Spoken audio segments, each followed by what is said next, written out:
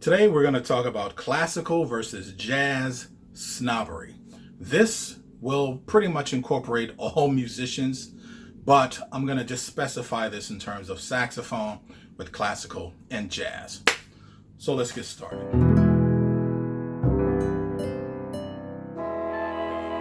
So you ever meet that guy who's just really stuck up and snobbish about his music? You're just like, you know what, the guy plays great, but man, what a snob. So today we're going to talk about the negative and the positive attributes of having a personality like that. And if you dare to become good at what it is that you do, I promise you some of that snobbery is going to work its way in to your personality. I promise you. One of the big reasons why this happens is because people who are completely and totally ignorant of what it takes in order to get good at what it is that you do will make ridiculously uneducated comments like, oh, saxophone is easy. You can just stick that thing out a window and it'll play itself. Completely belittling all the work that you've done to sound good on this instrument. Let me give you a quick history of the saxophone, at least from around the 1920s-ish in the United States, and what this instrument was meant to really do. Now, there were some classical saxophone players who put the time in to get good at this instrument, and they did not want it to be this novelty fad thing like a fidget spinner or something like this. So in order to remove that novelty aspect from this instrument, which it still has, by the way, even after almost 200 years, this instrument still has a certain kind of novelty aspect to it. But those guys were like, look, let's find the best composers and let's play music that's withstood the test of time. Imagine if George Lucas, who created Star Wars in the 1970s, decided to use 1970s music for it. Star Wars would look ridiculous now. But my point is, they wanted to legitimize this as being a real instrument, and they put the time in. So those Creston sonatas, the Iber, the Glossinov, those things are hard for a reason. It's supposed to be difficult to do. And if people belittle it as being this novelty thing, and you've put that kind of effort in preserving your art, preserving your instrument, then yeah, these people are going to be snobby about it. So if you think about jazz being a type of new novelty music, you can imagine that using what is potentially a novelty instrument to play this novelty music is going to make people not legitimize this thing. It's going to say, that's something we did in the 20s. Remember saxophone? Oh, you mean that thing we did in the 1920s? Yeah, I remember that. But you had those jazz musicians that just took it to the next level.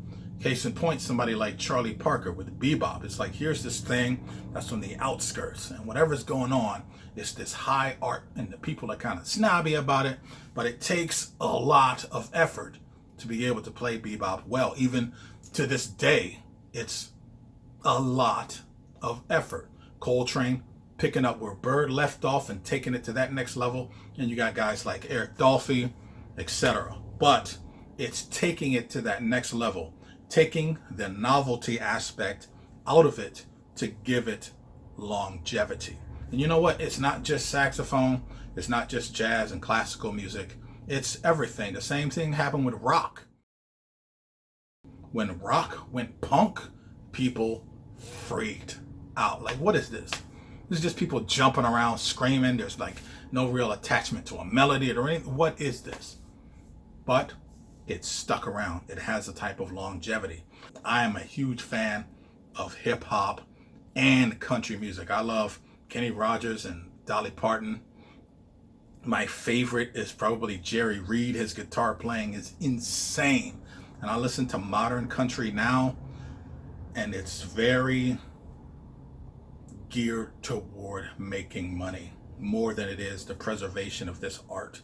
And I feel like the same thing is going on with hip hop, how it's so easy to get into that it's reinvigorating that novelty aspect of it. So that's the legitimate reason why some people are very snobby about their art, whatever it is that they're doing.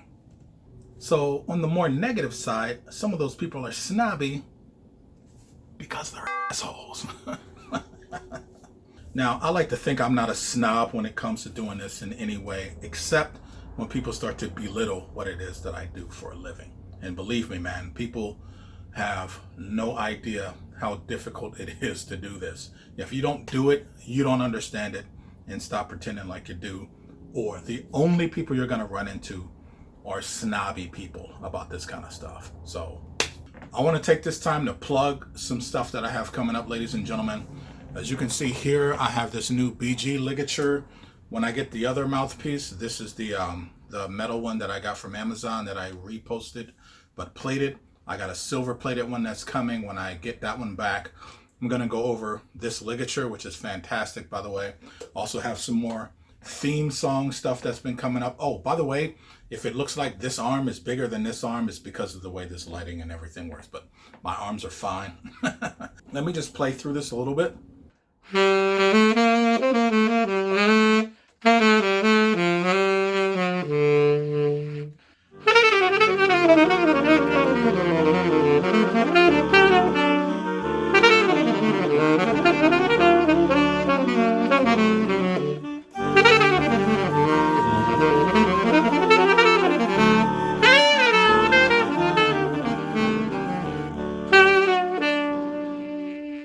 I might have access to a late model Mark VI to review with a high of sharp key and immaculate lacquer. I am in the market for another tenor and an alto, definitely. You guys have been asking me about that, and a Barry, but I'll keep you guys posted on all that stuff. So I'm still in the process of getting the book available to everybody. So I know, just it's crazy times, but I just want to keep you guys updated on that, and still thank you for still being interested. Okay. Thanks for tuning in, ladies and gentlemen. That's all I got for you. I do have some new stuff that's coming up. You can see I got this new background going. I'm going to try to incorporate more of these technologically interesting things into my art here. So thanks for tuning in. See ya!